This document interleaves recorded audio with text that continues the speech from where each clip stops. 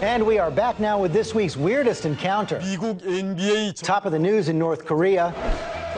The first American to meet Kim Jong-un, not John Kerry or even Jimmy Carter. Nope, it was Dennis Rodman, a.k.a. the Worm. They watch basketball. Kim is a big fan, but that was just the beginning. Some ice skating, too, an aquarium visit. Then a long dinner and lots of drinks with one of the world's most mysterious and dangerous men. I love him. I love the guys. Awesome. It was amazing how they were so honest. That about a dictator who presides over prison camps, allows millions to starve, and has threatened to destroy the United States. Amazingly, Rodman now has more first-hand impressions of Kim than any other American. There is nobody at the CIA who could tell you more personally about Kim Jong-un than Dennis Rodman, and that in itself is scary. And Dennis Rodman joins us right now. I guess you don't find it scary. No, it's not scary. It's amazing, man. Wow, man. You know what?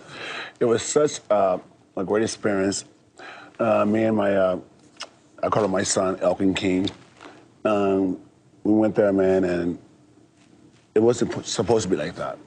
It was supposed to be like, just meet the guy and just have a good time. And it turned into such an event. And I have to ask you first, when you said you love Kim and think he's awesome, were you aware of his threats to destroy the United States and his regime's horrendous record on human rights?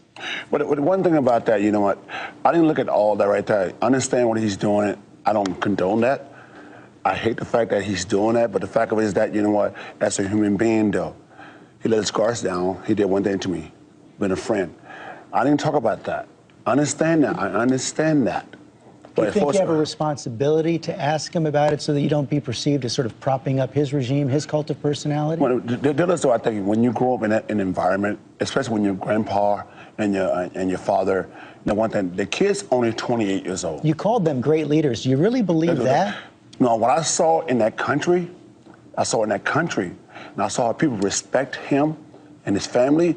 That's what I mean about that. Aren't great they leaders forced there. to? Huh? Aren't they forced to? Well, I say no, because I think he's going to change something, because he says a different view. Because I sat with him for 2 days, and the one thing he asked me to give Obama something to say and do one thing. He wants Obama to do one thing: call him. He wants a call from President Obama? That's right. He told me that. He said, if you can, Dennis, I don't want to do war. I don't want to do war. He said that to me. Did you say, why don't you pick up the phone and call President Obama? No, you know, it's a different story. It's a different story, because guess what? The kid's only 28 years old. 28. He's not his dad, not his grandpa.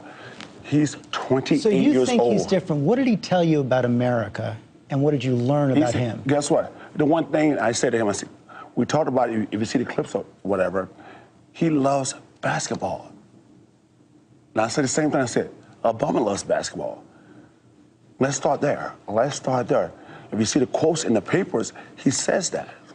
He says that about sports.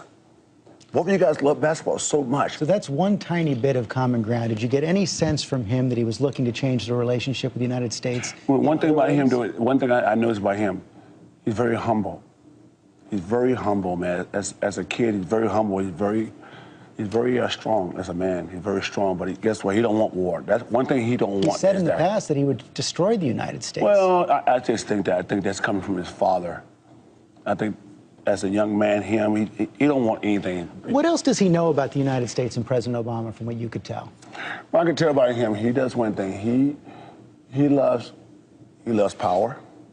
He loves control, because of his, you know, dad and stuff like that. But he's a great guy. He's just a great guy. If you sit down and talk to him, you know, perception is perceiving how things work. A great guy who puts 200,000 people in prison camps? Well, you know, and guess what? It's amazing how we do the same thing here. We have prison camps here in the United States? We don't have prison camps. Guess what? This is all politics, right? This is all politics, right?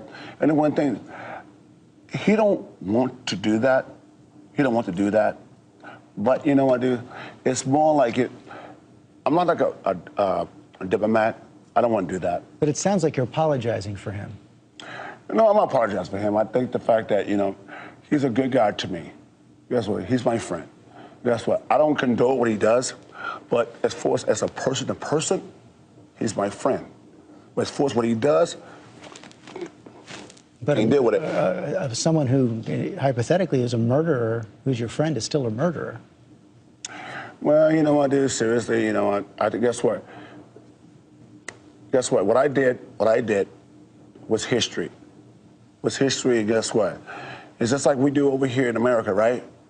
It's amazing that we have presidents over here do the same thing, right? It's amazing that Bill Clinton can do one thing, have sex with his secretary and do one thing, and really get away with it and still be powerful. And How that's can amazing. you compare that to prison camps? No, prison camp do one thing. We don't need to do one thing. Object that. We don't need to object that. Guess what? We're doing one thing. If, like a friend to friend, right? It's a friend to friend. He's a friend to me. That's about it. So you're going to go back?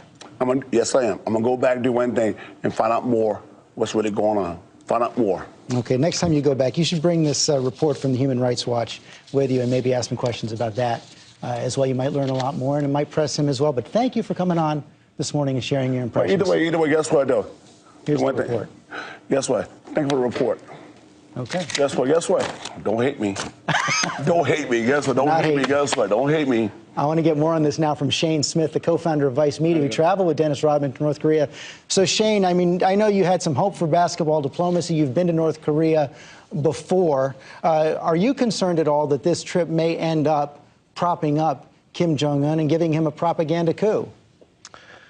I don't think so. I mean, it's definitely not going to do that for the rest of the world. People know what's going on, and they know our position. Just to be clear, I didn't go with Dennis on this trip. I've been twice before. I'm not allowed to go anymore. I've made three documentaries on North Korea, and that's why I'm not allowed to go. What happens within North Korea, they can say whatever they want on their state television anyway. They're going to say whatever they want, and they've done so in the past. I don't think it's a propaganda coup internationally. I think it's a crazy story. But, within North Korea, is it a propaganda coup? The New York Philharmonic went there. Was that a propaganda coup? I don't think so. Any hope for a new relationship, you believe? That's the one thing I will say is that, look, there was a love of basketball, sort of reminiscent of ping pong diplomacy. There have been, very few instances of dialogue, and dialogue, I believe, is always good. And obviously, if Kim Jong-un is interested in America, if he's interested in basketball, if he made sort of allusions to the fact that he wished that there was closer relations between the two countries, I think that's a good thing. Even if it's political grandstanding, at least that could be the beginning of a dialogue that hasn't worked well in the past between America and North Korea. Shane Smith, Dennis Rodman, thank you both very much.